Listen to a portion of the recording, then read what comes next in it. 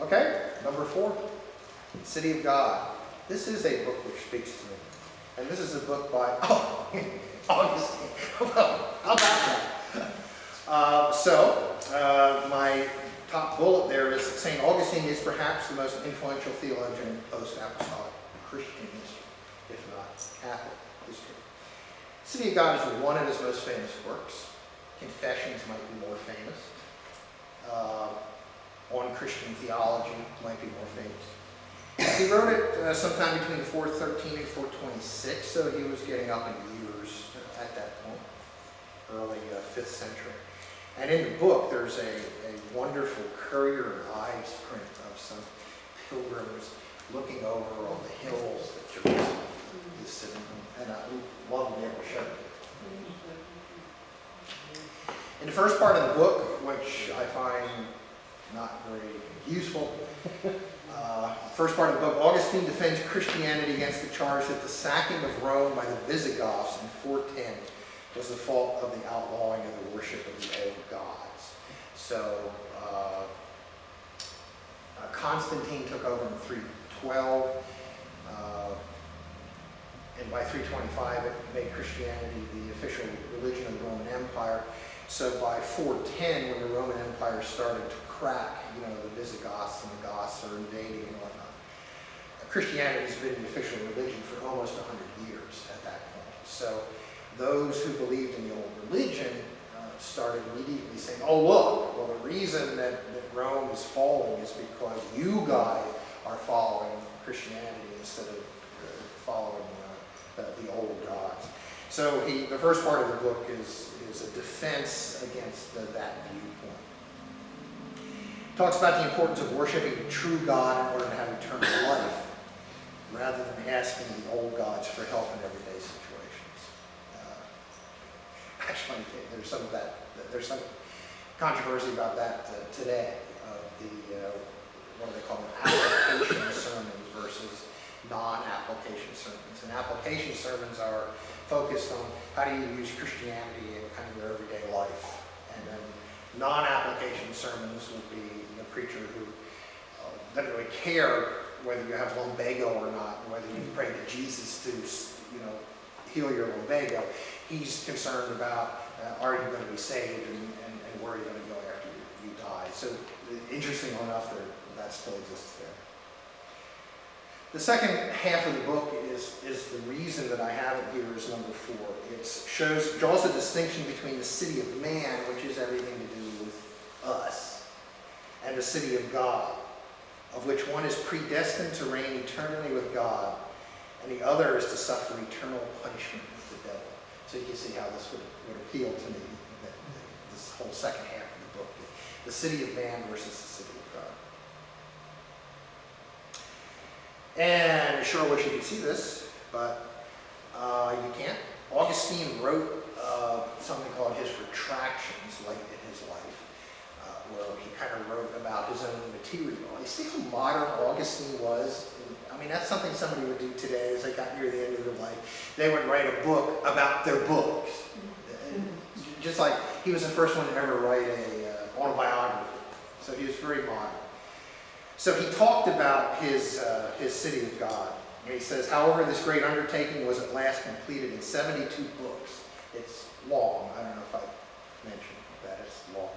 Of these, the first 5 refute those who fancy that the polytheistic worship is necessary in order to secure worldly prosperity, and that all these overwhelming calamities have befallen us in consequence of its prohibition. In the following 5 books, I address myself to those who admit that such calamities have at all times attended, and will at all times attend the human race, and that they constantly recur in forms more or less disastrous, varying only in the scenes, occasions, and persons on whom they light, while admitting this, maintain that the worship of the gods is advantageous for the life to come. But that no one might have occasion to say that though I had refuted the tenets of other men, I had omitted to establish my own. So all that was in part 1 of the book. And I say about that, the same thing I say about Aquinas, talking about the Greek philosophers. Who cares? Okay, now getting to the important part.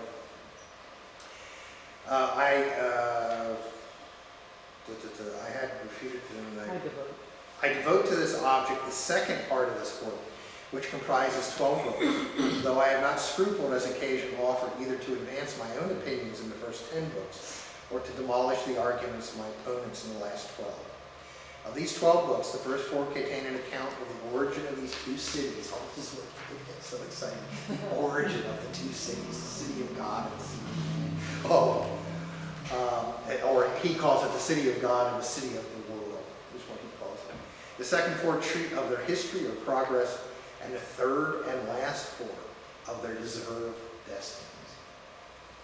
So I have said in the past that the view of the book of Revelation being a blueprint for something that's going to happen in the future and hasn't happened yet. And I've made a statement that Augustine would have agreed with that viewpoint. Feel free to read the second half of the City of God. He too divided City of God into topics, just like Aquinas and Calvin did. One of them is the origin, progress, and destinies of the earthly and heavenly cities. Who?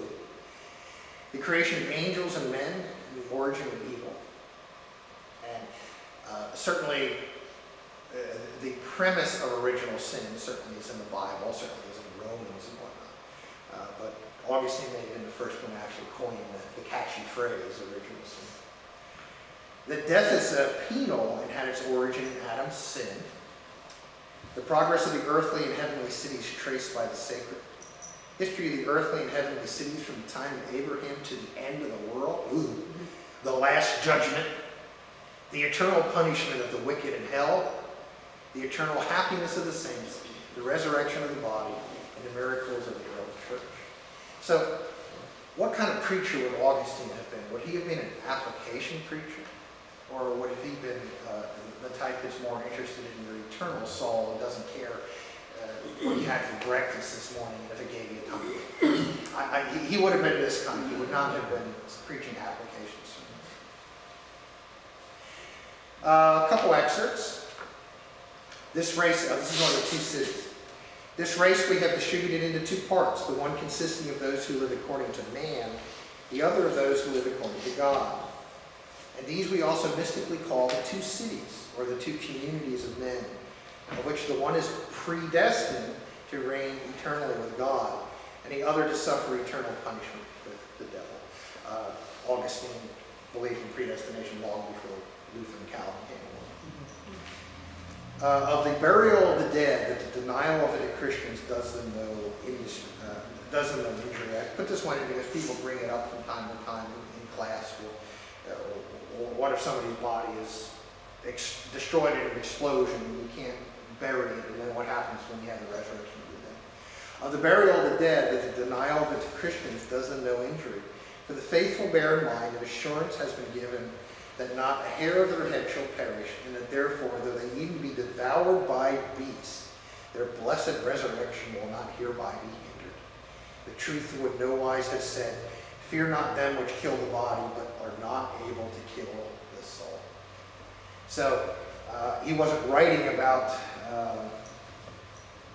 ashes. Cremation, thank you.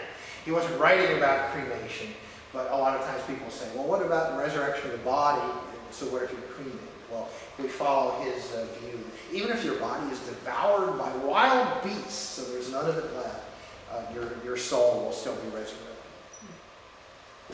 Oh, original sin.